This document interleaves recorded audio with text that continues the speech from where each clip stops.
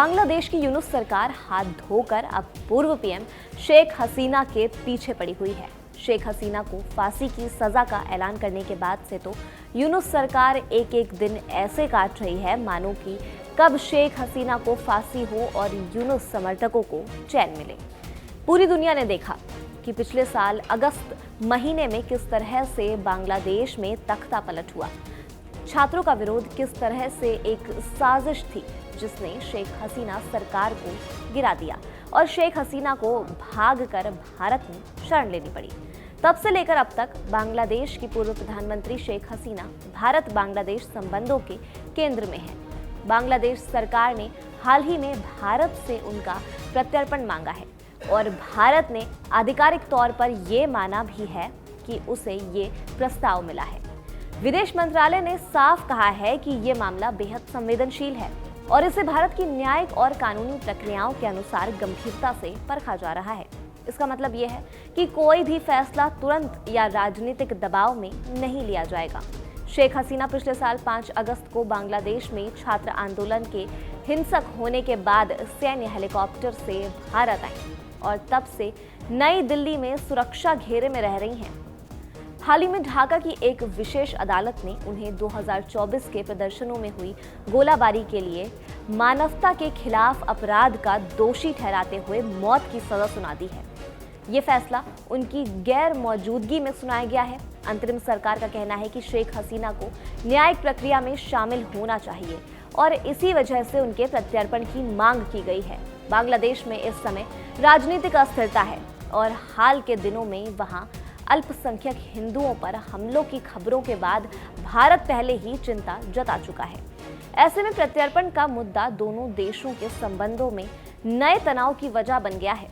भारत के लिए यह मामला सिर्फ कानूनी नहीं बल्कि राजनीतिक और कूटनीतिक संतुलन का भी सवाल है।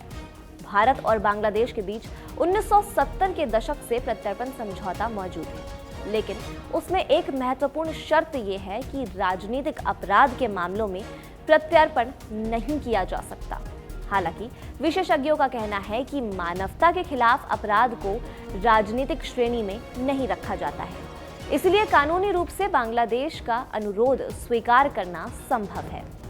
लेकिन अंतिम निर्णय भारत सरकार पर निर्भर करेगा कि वो इस कदम के राजनीतिक और कूटनीतिक प्रभावों को कैसे देखती है। शेख हसीना इस समय दिल्ली में सख्त सुरक्षा व्यवस्था के बीच रह रही हैं। उनके नजदीकी सूत्र बताते हैं कि हसीना भारत छोड़ने के लिए तैयार ही नहीं है और वो कानूनी लड़ाई लड़ने का मन बना चुकी है। हालांकि भारत ने आधिकारिक बयान में कहा है कि वो बांग्लादेश की जनता के हित, शांति, स्थिरता, लोकतंत्र और समावेशी विकास का समर्थन करता है। भारत ये भी चाहता है कि बांग्लादेश में सभी हिताधिकारियों के साथ संवाद बना रहे ताकि वहां की स्थिति और ना बिगड़े। इसलिए शेख हसीना का प्रत्यर्पण केवल कानूनी मामला नहीं है बल्कि दक्षिण एशिया की राजनीति और भारत बांग्लादेश संबंधों की दिशा तय करने वाला महत्वपूर्ण मुद्दा बन गया है। आने वाले हफ्तों में भारत की अदालतें और सरकार दोनों इस पर विचार करेंगी कि क्या हसीना को सौंपना कानूनी रूप से उचित है और कूटनीतिक रूप से सुरक्षित होगा या नहीं। ये मामला निश्चित रूप से भारत के लिए एक बड़ा कूटनीतिक इम्तिहान है। शेख हसीना बांग्लादेश के संस्थापक और देश के पहले राष्ट्रपति शेख मुजीबुर रहमान की बेटी हैं। शेख मुजीबुर रहमान को बांग्लादेश के जनक और बंगबंधु कहा जाता है क्योंकि उन्होंने पाकिस्तान के खिलाफ आज़ादी की लड़ाई का नेतृत्व किया और 1971 में बांग्लादेश के निर्माण में निर्णायक भूमिका भी निभाई। शेख हसीना बचपन से ही अपने पिता की राजनीतिक यात्रा और देश के संघर्षों को करीब से देखती रही हैं। 1975 में जब एक सैन्य विद्रोह में उनके पिता, माता और परिवार के कई सदस्य मारे गए, तब हसीना विदेश में थीं और बाल बाल बच गईं। ये घटना उनके राजनीतिक जीवन का निर्णायक मोड़ बनी। बांग्लादेश के निर्माण में शेख हसीना की सीधी युद्ध में भूमिका नहीं थी, लेकिन उनका योगदान आज़ादी के बाद के पुनर्निर्माण और लोकतंत्र की बहाली में दिखाई देता है। वो 1981 में आवामी लीग की अध्यक्ष बनी और सैन्य शासन के खिलाफ जन आंदोलन का नेतृत्व किया। उन्होंने अपने पिता की विचारधारा, धर्मनिरपेक्षता, लोकतंत्र और स्वतंत्र राष्ट्रीय पहचान को पुनर्जीवित किया। प्रधानमंत्री के रूप में हसीना ने बांग्लादेश को आर्थिक रूप से स्थिर वैश्विक निर्माण केंद्र और डिजिटल राष्ट्र बनाने में बड़ी भूमिका निभाई। इस तरह वो न सिर्फ बंगबंधु की बेटी हैं, बल्कि उनके अधूरे सपनों को आगे बढ़ाने वाली प्रमुख नेता भी मानी जाती हैं। आपको बता दें कि मौत की सजा सुनाए जाने के बाद अब बांग्लादेश की पूर्व प्रधानमंत्री शेख हसीना एक नई मुश्किल में फंस गई हैं। अंतरिम सरकार अब एक एंटी करप्शन कमीशन यानी एसीसी उनकी संपत्तियों की जांच को तेज करते हुए नए भ्रष्टाचार मामलों की तैयारी कर रहा है। बांग्लादेश की खुफिया और टैक्स एजेंसियों ने हाल ही में शेख हसीना के बैंक लॉकर्स की जांच की। अधिकारियों का दावा है कि इन लॉकर्स से 9 किलो से ज्यादा सोने के गहने, महंगे उपहार और कई कीमती वस्तुएं बरामद हुई हैं। एजेंसी का कहना है कि इनमें से कई चीजें हसीना ने प्रधानमंत्री रहते हुए पाई थीं, लेकिन इन्हें ना तो घोषित किया गया और ना ही सरकारी नियमों के अनुसार दर्ज किया गया। इसी आधार पर एसीसी अब उनके खिलाफ आय से अधिक संपत्ति और भ्रष्टाचार के कम से कम 2 से 3 नए मामले दर्ज करने की तैयारी में है। जांच का असली फोकस ये पता लगाना है कि संपत्ति कहीं पद के दुरुपयोग से तो नहीं जुटाई गई है।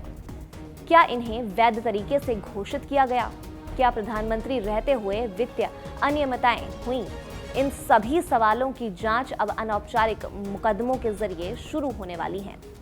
ये पूरा मामला ऐसे समय में सामने आया है जब बांग्लादेश में मोहम्मद यूनुस की अंतरिम सरकार अवामी लीग के लगभग हर प्रमुख नेता को किसी न किसी तरह की जांच के दायरे में ला चुकी है। छात्रों के आरक्षण विरोधी आंदोलन के बाद हसीना को भारत में शरण लेनी पड़ी थी और तभी से उनकी पार्टी के नेताओं के खिलाफ कार्रवाई लगातार तेज होती गई। अवामी लीग पहले ही कह चुकी है कि ये सब राजनीति से प्रेरित दमन है, लेकिन जमीन पर स्थिति ये है कि पार्टी का लगभग हर बड़ा चेहरा जांच एजेंसियों के निशाने पर है। अब अगर शेख हसीना के खिलाफ नए भ्रष्टाचार के मामले दर्ज होते हैं तो उनकी कानूनी लड़ाई और भी लंबी और जटिल हो जाएगी। यानी एक तरफ मौत की सजा का मामला, दूसरी तरफ प्रत्यर्पण की मांग और अब बढ़ती हुई आर्थिक जांच। शेख हसीना पर दबाव हर तरफ से बढ़ रहा है। ये लड़ाई अब सिर्फ आंदोलन में नहीं बल्कि बांग्लादेश की सियासत में बड़े शक्ति संघर्ष में बदल चुकी है। खैर, इस खबर पर आप क्या सोचते हैं? अपनी राय हमें कमेंट सेक्शन में जरूर बताएं और देखते रहें हमारा चैनल कड़क।